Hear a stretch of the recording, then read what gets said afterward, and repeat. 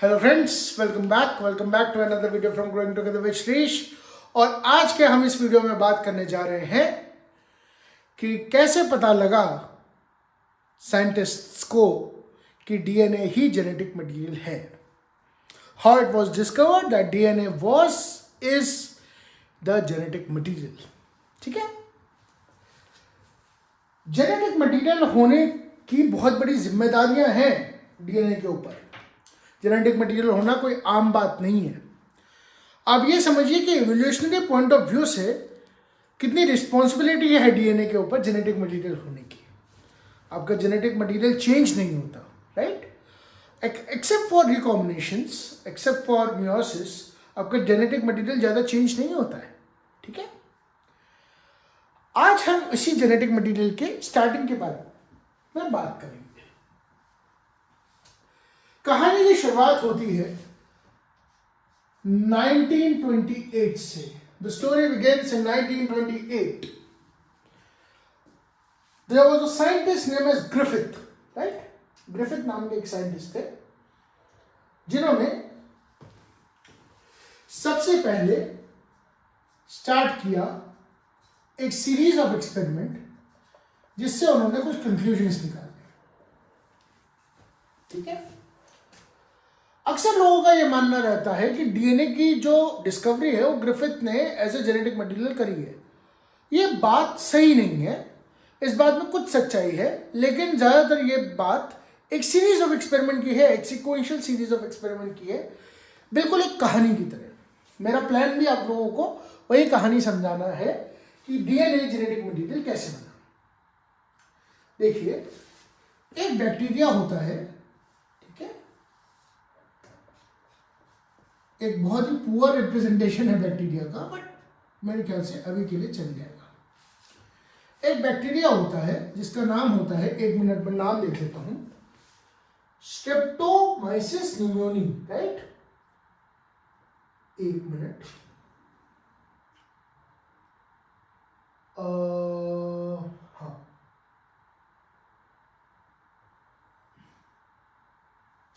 Streptococcus, sorry.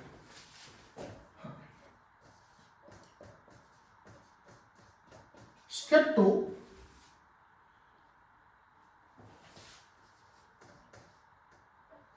COCCUS pneumoniae.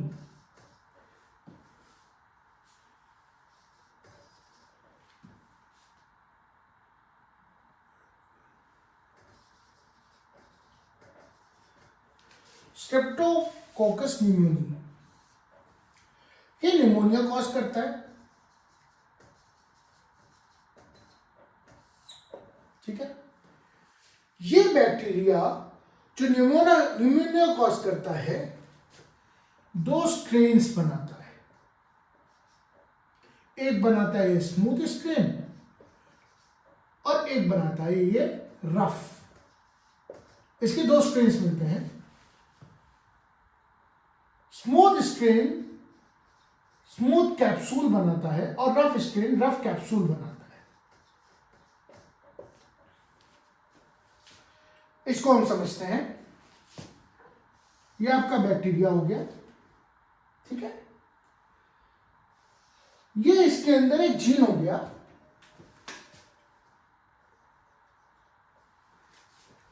Capsule बनाने के लिए। कैप्सूल एस बनाने के लिए एक जीन हो गया। ठीक है, और यह आपका क्रोमोसोम हो गया। This is your chromosome.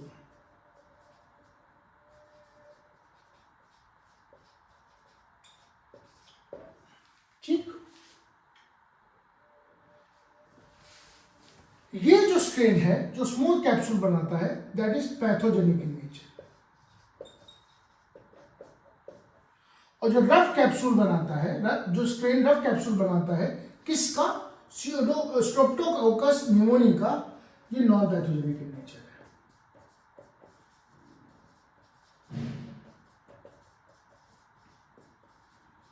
अब सीरीज ऑफ एक्सपेरिमेंट समझते हैं हम। सबसे पहले एक टेबल की फॉर्म में समझते हैं, उससे आप लोगों को पढ़ने में, याद करने में और समझने में आसानी रहेगी, रिवीजन करने में भी आसानी रहेगी।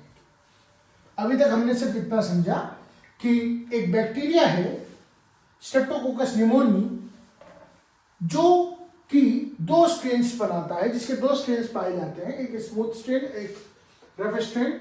और इस पे काम करने वाले साइंटिस्ट का नाम था ग्रिफिथ, जिसने 1928 में डीएनए को लेकर या जेनेटिक मटेरियल को लेकर कुछ बातें कही थी।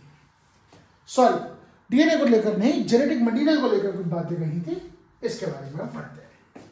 देखिए, जब स्मूथ स्ट्रेन को मैं लिख देता हूं यहां पे, स्ट्रेन और कंडीशन, ठीक है, इफेक्ट ऑन माइस, ठीक है,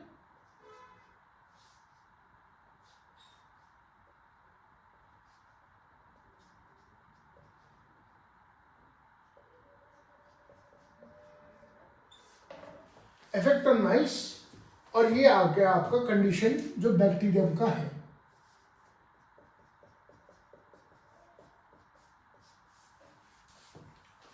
ठीक है, स्मूथ स्ट्रेन या वाइल्ड टाइप कंडीशन, चूंकि ये पैथोजेनिक है, मैंने अभी बताया, तो माइस इस केस में डाई कर जाएगा, माइस विल डाई।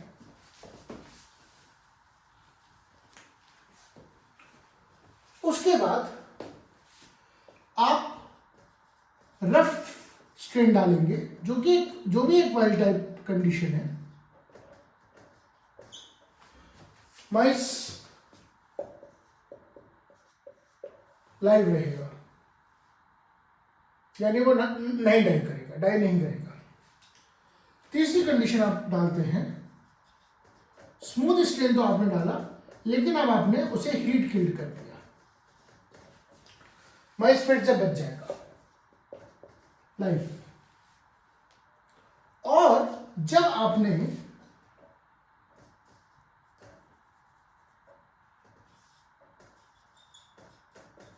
स्मूथ स्ट्रेन डाला, जो कि हीट किल्ड था, और उसे इंक्यूबेट किया रफ स्ट्रेन के साथ, तो आपने एक बहुत ही चौंका देने वाली बात समझी कि माइस डाई कर गया। मैं आपको फिर से समझा देता हूं ये चीज, क्योंकि ये बड़ा इंपॉर्टेंट एस्पेक्ट है इस एक्सपेरिमेंट का। और एक्सपेरिमेंट करते भी ऐसे ही है। जब आप एक्सपेरिमेंट करने जाएंगे आगे फ्यूचर में, जब आप पीएचडी करेंगे, जब आप अपना प्रोजेक्ट करेंगे, मास्टर्स का प्रोजेक्ट करेंगे, पीएचडी का प्रोजेक्ट करेंगे, तो आपको भी इन चीजों का ध्यान रखना होगा। सबसे पहले उसने स्मूथ स्ट्रेन लिया, ठीक है, वाइल्ड कंडीशन का लिया, और उसने इफेक्ट ऑफ माइस देखा कि माइस डाई कर जाता है, माइस मर जाता है। क्यों मर जाता है? क्योंकि निमोनिया हो गया माइस को। क्यों? क्योंकि ये पैथोजेनिक स्ट्रेन है और ये बैक्टीरिया निमोनिया कॉज करता है। उसने फिर रफ स्ट्रेन लिया वाइल्ड कंडीशन का और देखा कि माइस जिंदा है, माइस को कोई परेशानी नहीं है, उसको निमोनिया नहीं हो। उसके बाद उसने स्मूथ स्ट्रेन लिया और हीट किल कर दिया उसको। उसने फिर देखा कि लाइफ हो गया, लाइव स्ट्रेन हो गया, माइस जिंदा रहा। लेकिन अब उसने एक एक्सपेरिमेंट किया कि उसने स्मूथ स्ट्रेन तो लिया जो हीट किल था और उसे रफ स्ट्रेन के साथ इंक्यूबेट कर दिया। अब इसने ये देखा कि माइस डाई हो गया। जहां पे वो चौंक गया, ये क्या हो गया भाई साहब, व्हाट हैपेंड हियर?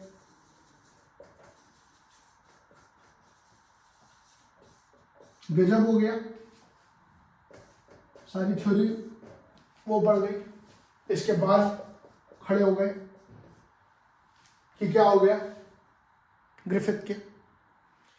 तो ग्रिफिथ सर ने जो किया वो क्या किया कि स्मूथ स्ट्रेन जब लिया डाई कर गया माइस, रफ स्ट्रेन जब लिया लाइव कर गया, स्मूथ स्ट्रेन जब हीट किल लिया, ये स्मूथ स्ट्रेन हीट किल लिया लेफ्ट स्ट्रेन के साथ, तो डाई कर गया। अब ग्रिफिथ सोच में पड़ गए कि क्या हो गया, ये क्या हो गया। अब इन्होंने थोड़ा सा दिमाग लगाया और लॉजिकल इंटरप्रिटेशन लगाने की कोशिश करी, जो कि हर साइंटिस्ट करता है। इन्होंने क्या सोचा कि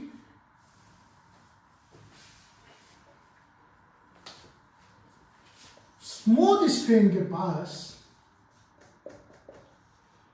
जरूर कुछ ऐसा है, something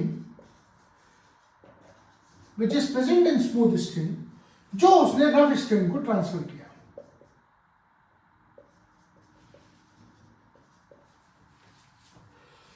smooth strain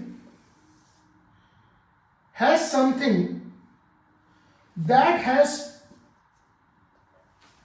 it has passed on to rough strain.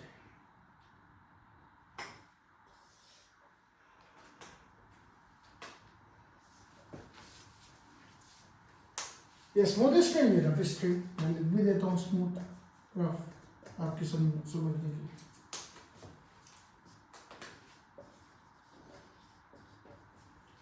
यानी कि ये नॉन पैथोजेनिक से पैथोजेनिक में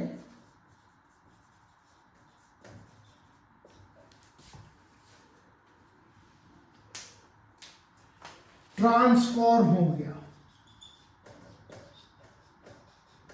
मतलब बदल गया।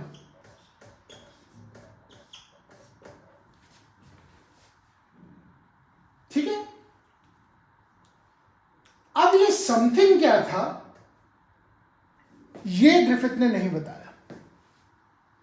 ग्रिफिथ ने सिर्फ इतना बताया कि स्मूथ स्ट्रेन के पास कुछ ऐसा जरूर था जो उसने रफ स्ट्रेन को दिया, जिसकी वजह से रफ स्ट्रेन का ट्रांसफॉर्मेशन हो गया, वो ट्रांसफॉर्म कर गया, वो बदल गया, और वो पैथोजेनिक से नॉन पैथोजेनिक से पैथोजेनिक में चेंज हो गया। यहाँ एरो बना देता हूं ताकि आपको आज अच्छे समझ में आ जाए। यही है आपका,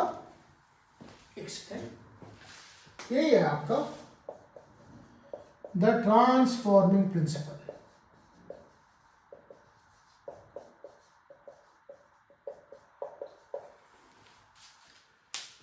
अब इसको लॉजिकली समझते हैं। देखिए, लॉजिकली समझेंगे, अच्छे से समझ में आएगा। ये समथिंग कुछ भी हो सकता है, ये डीएनए हो सकता है, ये आरएनए हो सकता है, ये प्रोटीन हो सकता है, और ये कार्बोहाइड्रेट भी हो सकता है।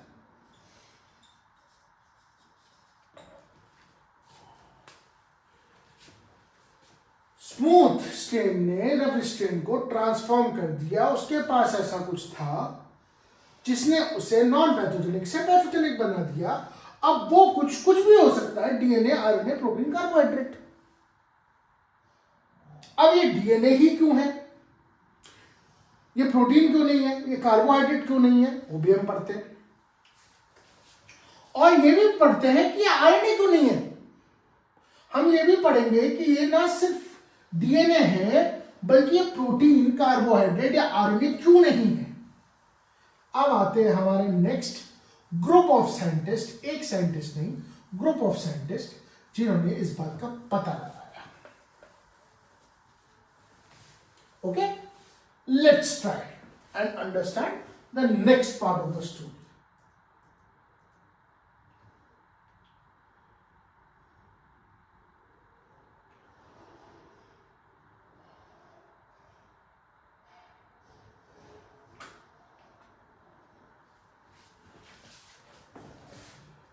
नाइनटीन 1944 तक लोग ये मानते थे कि ये जो समथिंग है, दिस इज प्रोटीन।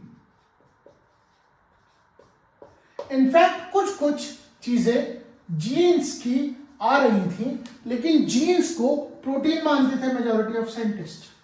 जीन्स का कंसेप्ट थोड़ा बहुत आ गया था 1944 तक। उस समथिंग को वो लोग प्रोटीन कहते थे, डीएनए नहीं कहते थे। तो ये कैसे पता चला कि डीएनए ही है, वो प्रोटीन नहीं है। इसमें काम किया कुछ लोगों ने। सबसे पहले हम नाम लेते हैं ओस्वाल्ड का, T Avery. all these scientists have a very high respect. They should be respected and they must be respected because they have done something in that era जहाँ पे सीक्वेंसिंग वगैरह कुछ नहीं था. They had nothing. उन्होंने कैसे identify किया और किस तरह से पाइनियर्स बने जेनेटिक इंजीनियरिंग के, मॉलिक्यूलर बायोलॉजी के, वो एक उनको ग्रेटिट्यूड करना एक बड़ी बात है. ये रॉकफेलर इंस्टीट्यूट में हुआ. रॉकफेलर इंस्टीट्यूट कमाल का इंस्टीट्यूट है. अगर आपको कभी इस इंस्टीट्यूट जाने का मौका मिले तो जरूर इस अपॉर्चुनिटी को मिस मत करिएगा. बहुत अच्छा इंस्टीट्यूट है. सेल बायोलॉजी सीखने के लिए, मॉलिक्यूलर बायोलॉजी सीखने के लिए Rockefeller institute is one of the finest institute. खैर, वो बात कभी और करेंगे. इनको तो और साइंटिस्ट ने सपोर्ट किया, एवरी को. और किसने सपोर्ट किया? एक थे कॉलिन एम मैकलॉड और दूसरे थे Maclyn M C Carty. Maclyn M C Carty. Okay. इन्होंने एक बहुत ही मोमेंटस अनाउंसमेंट दिया. इन्होंने बताया कि जो ये समथिंग है, दिस इज डीएनए. कैसे बता दिया इन्होंने? साइंस की फील्ड में कोई भी बात इंसान जब बोलता है या ग्रुप ऑफ लोग जब बोलते हैं तो वो ऐसे ही एक्सेप्ट नहीं हो जाती, उसके लिए प्रूफ देना पड़ता है. इन्होंने प्रूफ दिया. इन्होंने क्या किया? इन्होंने एक रिसेंटली आइसोलेटेड पैनक्रियाटिक डीऑक्सीराइबोन्यूक्लियेज, क्या किया? डीऑक्सीराइबोन्यूक्लियेज, पैनक्रियाटिक डीऑक्सीराइबोन्यूक्लियेज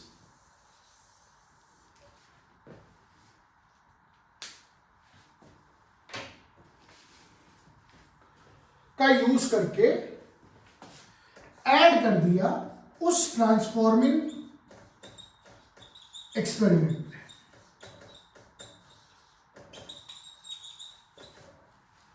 इतनी बात लोगों को समझ में आ गई होगी कि डीऑक्सीराइबोन्यूक्लियेज सिर्फ और सिर्फ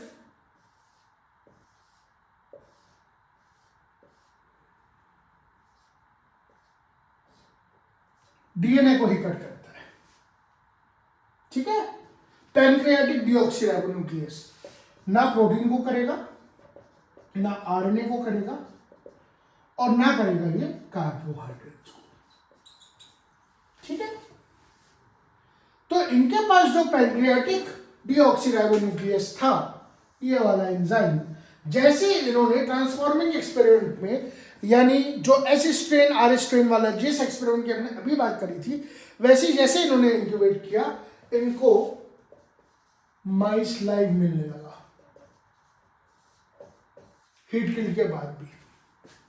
इसका मतलब वो समथिंग जो एस ने आर को ट्रांसफर किया था और आर को नॉन पैथोजेनिक से पैथोजेनिक में ट्रांसफॉर्म किया था, वो खत्म हो गया राइबोन्यूक्लियस के डालते ही. ठीक है.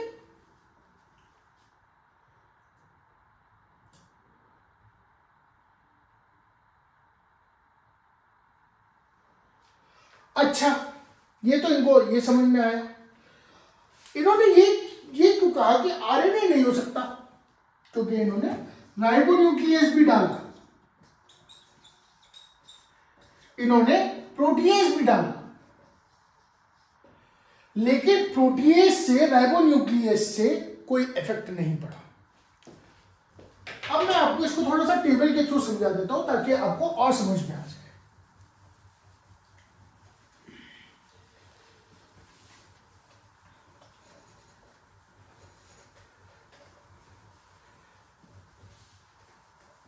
बहुत ध्यान से समझिएगा, क्योंकि ये क्वेश्चन कभी सी पार्ट में बन सकता है सीएसआईआर के, और गेट में तो बन ही सकता है. सीएसआईआर गेट का पेपर ज्यादा मुश्किल नहीं आता.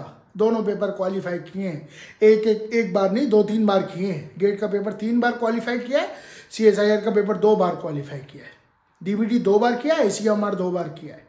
ठीक है, कैसे किया है? क्योंकि पेपर मुश्किल नहीं आते, बस ट्रिकी आते हैं। अगर आपके बेसिक्स और फंडामेंटल्स ठीक हैं तो आपका पेपर क्वालिफाई हो जाएगा।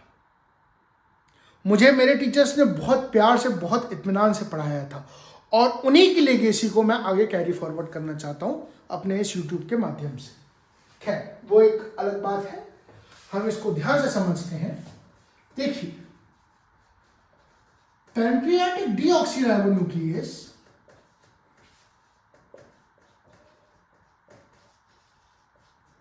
ठीक है, इन्होंने जब ऐड किया अपने ट्रांसफॉर्मिंग एक्सपेरिमेंट में, मैं TE लिख देता हूं, प्लीज समझ लीजिए। ठीक है, तो वो जो माइस था वो लाइव रहा। उसके बाद इन्होंने राइबोन्यूक्लियस ऐड किया अपने TE ट्रांसफॉर्मिंग उसमें, माइस डेड रहा, और फिर उन्होंने प्रोटीएज ऐड किया ट्रांसफॉर्मिंग एक्सपेरिमेंट में, और माइस फिर से डेड रहा। ओके, अब इस चीज को समझिए। जब इन्होंने डीऑक्सीराइबोन्यूक्लियस ऐड किया, यानी एक ऐसा एंजाइम जो DNA को काटता है, तो माइस लाइव रहा, यानी कि S स्ट्रेन जो R स्ट्रेन को ट्रांसफॉर्म कर पा रहा था वो नहीं कर पाया। राइबोन्यूक्लियस ऐड किया, राइबोन्यूक्लियस के लिए भी एक सिंबल बना देते हैं, इसको थोड़ा सा अलग तरीके से दिखा देते हैं। ठीक है, माइस डेड हो गया, यानी कि वो मटेरियल जो S ने R को ट्रांसफर दिया था उसका कुछ नहीं बिगड़ा। सिमिलरली प्रोटीएज के केस में भी यही हुआ कि जब आपने प्रोटीएज डाला तब भी ट्रांसफॉर्मिंग एक्सपेरिमेंट काम किया और माइस डेड हुआ। अब ये समझ में आ गया लोगों के कि DNA जेनेटिक मटेरियल है, पर कुछ लोग अभी भी कन्विंस नहीं हुए। उन्हें लगा हाँ ठीक है, होता होगा, क्योंकि साइंटिफिक फर्टर्निटी इतनी आसानी से कन्विंस नहीं होती।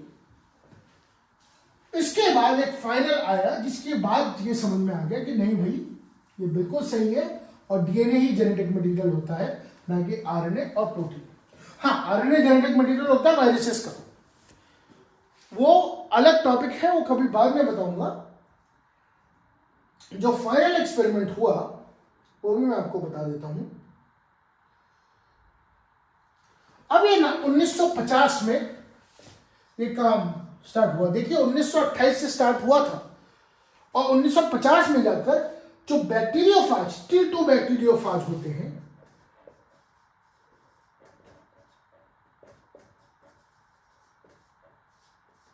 T2 बैक्टीरियोफाज, इस पे एक्सपेरिमेंट हुआ फाइनल, और पता चला कि नहीं, it is DNA, it's not protein. कैसे हुआ? रेडियो एक्टिव लेबलिंग के थ्रू।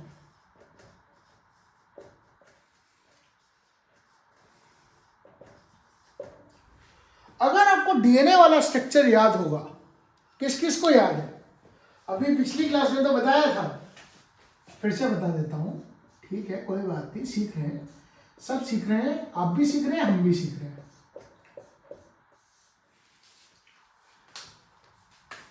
DNA, जी हाँ, बढ़िया। ठीक है, DNA वाला जो स्ट्रक्चर था उसमें इन्होंने फॉस्फेट को लेबल कर दिया radio active, P32, the use of chemistry in biology. और इन्होंने सल्फर S35 को लेबल कर दिया, क्योंकि प्रोटीन के मॉलिक्यूल्स में कहीं ना कहीं एक सल्फर जरूर होता है, मोस्टली प्रोटीन्स में एक सल्फर जरूर होता है। इन्होंने S35 से एक प्रोटीन को, मॉलिक्यूल को लेबल कर दिया। ये जो काम हुआ वो हुआ आपका 1950s में बाय, ये मैं एक बार देख के बता देता हूं, ये किस किसने काम किया। That was done bye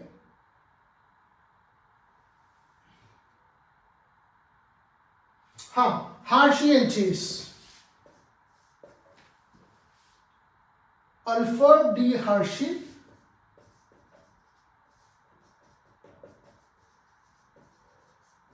and Martha chess.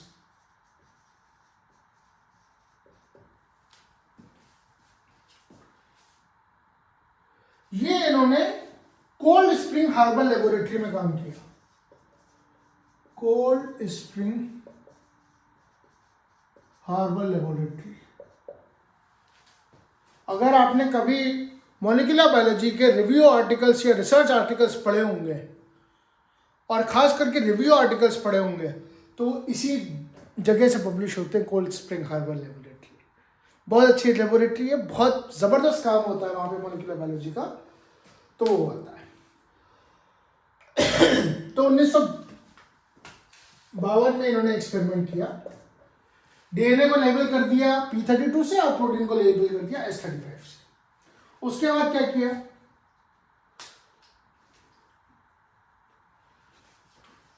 Virus के इसको डीएनए को और प्रोटीन को लेबल कर दिया और उसके बाद उसे बैक्टीरिया के अंदर इन्फेक्ट कर दिया। अब आपको ये तो पता होगा कि एक वायरस के पास एक ऐसा मैकेनिज्म होता है कि वो बैक्टीरिया को इन्फेक्ट कर सके,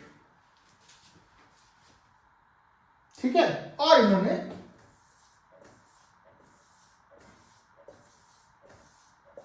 बैक्टीरिया को इन्फेक्ट करके छोड़ दिया। इन्होंने जब रेडियो एक्टिविटी स्टेटस चेक किया तो उन्होंने देखा कि उन्हें P32 तो मिल रहा था, P32 डिटेक्ट हो रहा था, लेकिन S35 कहीं डिटेक्ट नहीं हो रहा। S35 was not detected, was not present। इससे इन्होंने ये समझ में आ गया, इसको इस एक्सपेरिमेंट के बारे में ये समझ में आ गया कि it is in fact the DNA only that is the genetic material.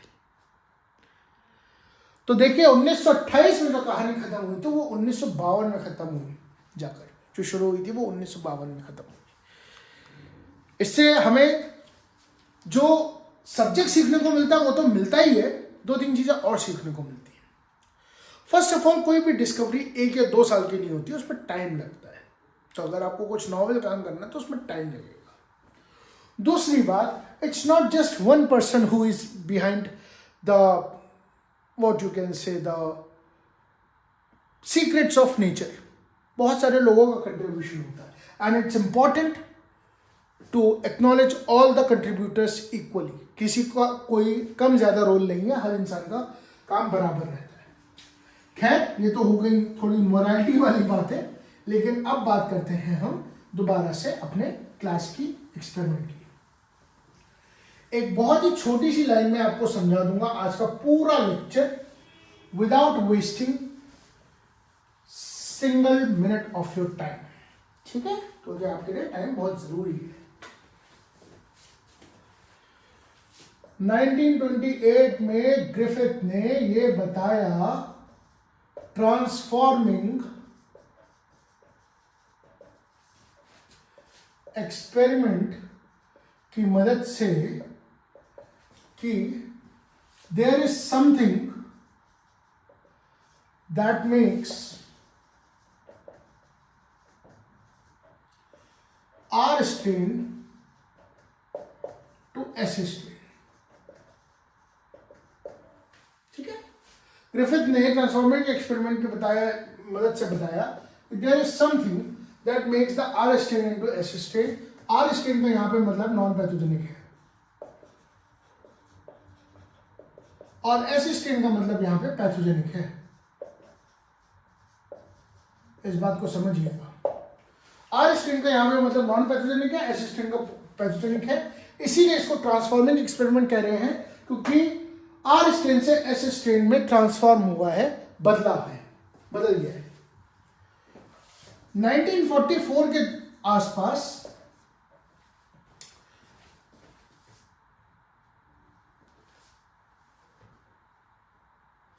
Oswald T every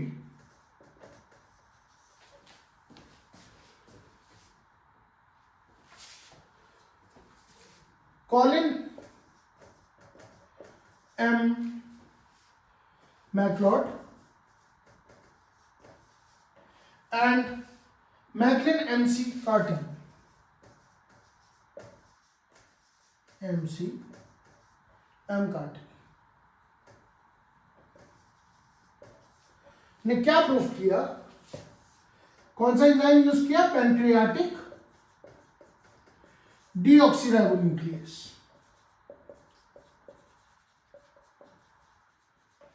और ये प्रूफ किया, फर्स्ट एविडेंस दिया कि डीएनए जेनेटिक मटेरियल हो सकता है, मे बी। इसको 1952 में हार्शी एंड चेज, तो फेमस हार्शी एंड चेज एक्सपेरिमेंट ने प्रूव कर दिया कि इनफैक्ट डीएनए ही है। कैसे प्रूव किया? उन्होंने T2 बैक्टीरियोफाज लिए जिसने बैक्टीरिया को इन्फेक्ट किया। इन्होंने इन वायरसेस को P32 और S35 से लेबल कर दिया। बैक्टीरिया की जब कॉलोनी देखी तो P32 का इन्होंने कॉलोनीज देखी, बैक्टीरिया की रेडियोएक्टिव कॉलोनीज थी। ठीक है, आज की क्लास यहीं खत्म होती है। इससे रिलेटेड सवाल आपसे अगली क्लास में पूछा जाएगा, दैट इज फ्राइडे। और फ्राइडे से हम अपना जो कंसेप्ट है डीएनए रेप्लिकेशन का वो स्टार्ट कर देंगे। अब हमने दो चीजें पढ़ ली। पहले हमने डीएनए का स्ट्रक्चर पढ़ लिया, दूसरे हमने डीएनए का ये पता चल गया कि डीएनए ही जेनेटिक मटेरियल क्यों है और कोई नहीं क्यों नहीं है। एवोल्यूशनरी पॉइंट ऑफ व्यू से देखा जाए तो आरएनए भी जेनेटिक मटेरियल था। इनफैक्ट आरएनए आज भी जेनेटिक मटेरियल है। अभी जो कोविड की जो महामारी आई थी उसमें जो वायरस है उसका जेनेटिक मटेरियल आरएनए है। इनफैक्ट बहुत सारे वायरसेस का जेनेटिक मटेरियल आरएनए ही है। वो क्यों है और एक बहुत कॉम्प्लेक्स टॉपिक है, अभी के लिए सूटेबल नहीं है। वायरसेस वैसे भी एक्सेप्शंस हैं, और जिन वायरसेस की हम बात कर रहे हैं वो ए सेलुलर वायरसेस है दोस्तों, ये बात भी याद रखिएगा। और कुछ वायरसेस में डीएनए भी जेनेटिक मटेरियल है। Viral classification of genetic material वो मैं आपको कभी आराम से फुर्सत से पढ़ाऊंगा। अभी हमारे पास केवल और केवल एग्जाम के लिए पढ़ने का वक्त है, तो हम वही पढ़ रहे हैं। अब इससे सवाल अगर एग्जामिनर चाहेगा तो एक तो स्टेटमेंट बेस्ड सवाल पूछ लेगा थोड़ा सा, और अगर इसे ट्रिकी बनाना चाहेगा तो वो थोड़ा सा सीक्वेंशियल बेस्ड सवाल पूछ लेगा। मैच द कॉलम भी पूछ सकता है कि किसने क्या बताया, कि जैसे ग्रिफिथ ने ट्रांसफॉर्मिंग एक्सपेरिमेंट दिया, एवरी ने ये दिया क्या कहते हैं राइबोन्यूक्लियस दिया, डीएनए डीऑक्सीराइबोन्यूक्लियस, सॉरी राइबोन्यूक्लियस नहीं, पैनक्रियाटिक डीऑक्सीराइबोन्यूक्लियस, और मार्था और चेज ने जो है रेडियोएक्टिव लेबलिंग करी। तो ऐसे मैच द कॉलम करके भी सवाल आ सकते हैं, स्टेटमेंट वाइज भी सवाल आ सकते हैं। रिमेंबर, ग्रिफिथ ने कभी नहीं बताया कि डीएनए जेनेटिक मटेरियल है। उन्होंने कहा कि बस कुछ है एस स्ट्रेन के पास जिसने आर स्ट्रेन को नॉन पैथोजेनिक से पैथोजेनिक बनाया। ये बात एवरी ने प्रूव करी कि डीएनए जेनेटिक मटेरियल है। कैसे? कि उन्होंने डीएनए डीऑक्सीराइबोन्यूक्लिक एसिड डाला, पैनक्रियाटिक डीऑक्सीराइबोन्यूक्लियस डाला, और देखा कि इफेक्ट आ रहा है ट्रांसफॉर्मिंग एक्सपेरिमेंट में, और ट्रांसफॉर्मिंग एक्सपेरिमेंट फेल हो रहा है। ठीक है, यानी कुछ ऐसा है जो डीएनए को काट रहा है और डीएनए ही जेनेटिक मटेरियल है। उसके बाद जो है मार्था और चेज ने ये प्रूव कर दिया कि it is in fact the DNA by radioactive labelling. बहुत इजी कंसेप्ट, बहुत सिंपल कंसेप्ट। मिलते हैं आपसे अगले वीडियो में, तब तक के लिए बने रहिए गोइंग टुगेदर विद श्रीश पे। अगले एक वीडियो में हम रेप्लिकेशन पढ़ेंगे, और वो पढ़ेंगे हम फ्राइडे को। थर्सडे को मैं आपको ब्लड जेनेटिक्स की, जो मैंने अभी आपका ट्यूसडे को लेक्चर लिया था, उस पर आपको 2 एग्जाम्पल्स कराऊंगा। ठीक है, मिलते हैं, तब तक के लिए टेक केयर, बाय बाय। हाँ, अगर वीडियो पसंद आया हो तो लाइक शेयर सब्सक्राइब कर दीजिए। कुछ शिकायत हो तो कमेंट कर दीजिए, कुछ बोलना हो कुछ कहना हो तो कमेंट भी आप कर सकते हैं। Thank you so much, bye, take care.